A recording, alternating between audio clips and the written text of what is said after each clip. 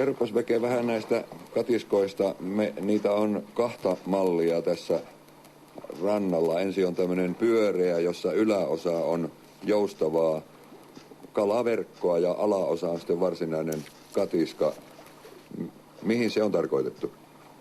No tämä nyt on niinku varsinaisesti erikoispyydys mateelle. Tämä menee pienestä avannosta ja virittyy automaattisesti sillä pohjassa pyyntiasentoon.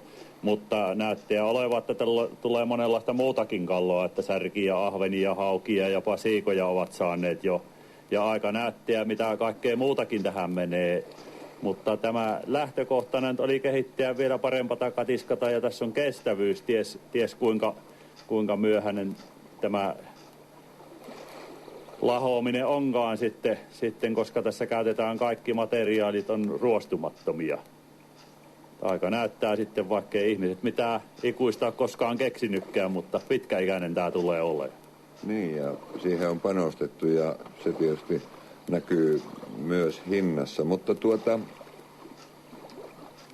tässä on tämä yläosa ylös nouseva. Siinä on pienet kellukkeet, jotka nostavat sen ylös. Onko se ikään kuin kalasäiliö, eli että alaosaan kala saadaan sisään katiskaan ja yläosa on sitten varasto? No kyllä se näin on, että alaosa on niin kuin tavallaan pienoismalli katiskasta, joka pyydystää ne kalat sinne ja kahden nielun kautta ne menee tuonne peräosaan, josta kolmas nielu johtaa tänne yläosaan, joka toimii sitten kalapesänä. No sillä ei kannata kalastaa semmoisessa järvessä, jossa ei hirveästi kaloja ole. No ei tälläkään kaivosta saa, että kyllä kaloja olla pitää. Niin.